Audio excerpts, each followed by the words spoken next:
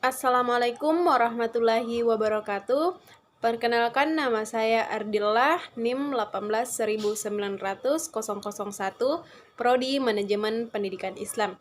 Di sini saya akan menjelaskan mengenai jasa, referensi, dan pelayanan perpustakaan untuk memenuhi salah satu tugas saya pada mata kuliah Manajemen Perpustakaan. Yang pertama, konsep layanan referensi. Pengertian layanan referensi dibagi menjadi beberapa pengertian umum. Yang pertama, layanan referensi adalah sebagian layanan perpustakaan yang secara langsung berhubungan dengan pembaca dalam memberikan informasi. Yang kedua, layanan referensi adalah bantuan yang bersifat pribadi dan langsung bagi mereka yang mencari informasi di perpustakaan untuk berbagai tujuan.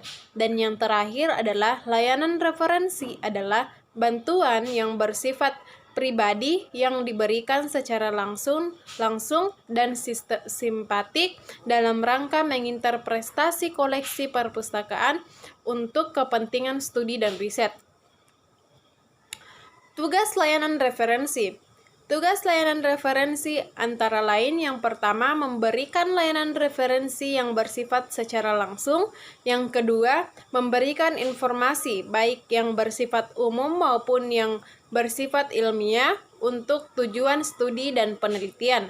Yang ketiga adalah memberikan layanan informasi dengan menggunakan sumber informasi yang seluas-luasnya, baik sumber informasi yang terdapat di dalam perpustakaan yang bersangkutan maupun yang tersimpan di perpustakaan lainnya. Dan yang terakhir adalah membantu pengguna dalam memanfaatkan bahan pustaka yang ada dengan sebaik-baiknya. Fungsi layanan referensi. Dalam menyelenggarakan tugasnya, layanan referensi mempunyai fungsi sebagai berikut. Yang pertama adalah fungsi informasi. Fungsi informasi yakni memberikan jawaban atas kebutuhan pemakai layanan perpustakaan informasi. Yang selanjutnya adalah fungsi bimbingan, yakni memberikan bimbingan perpustakaan kepada pemakai. Dan yang ketiga adalah fungsi instruksi, artinya memberikan instruksi atau pengarahan kepada pemakai perpustakaan.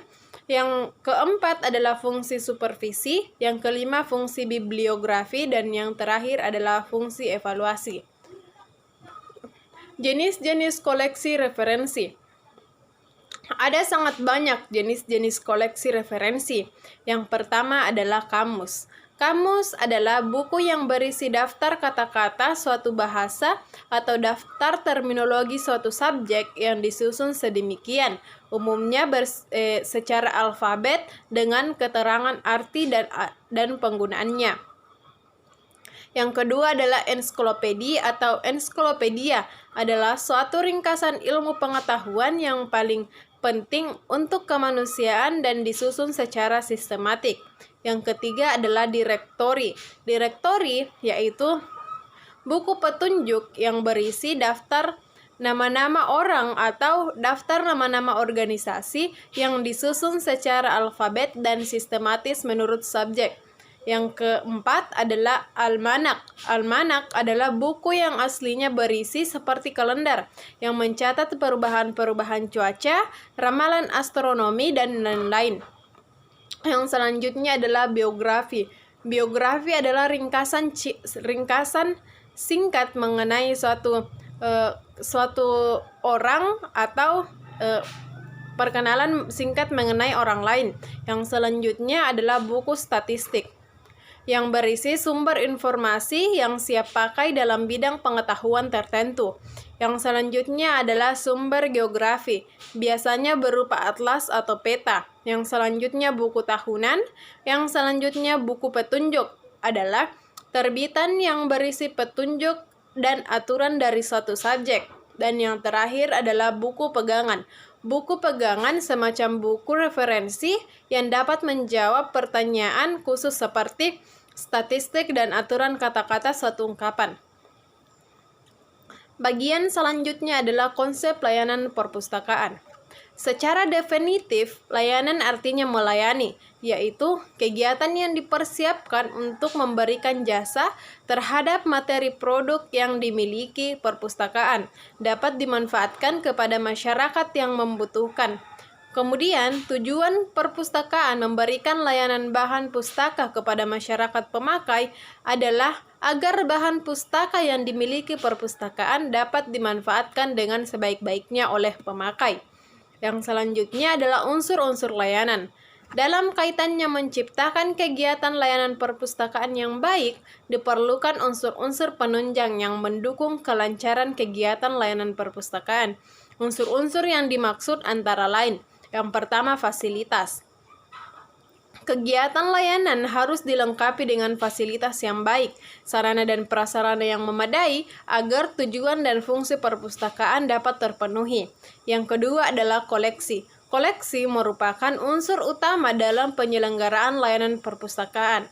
Yang ketiga adalah pustakawan. Pustakawan merupakan unsur penggerak dalam penyelenggaraan kegiatan layanan. Dan yang keempat adalah pemakai. Pemakai merupakan unsur pendukung dan penentu dalam layanan perpustakaan. Sistem layanan.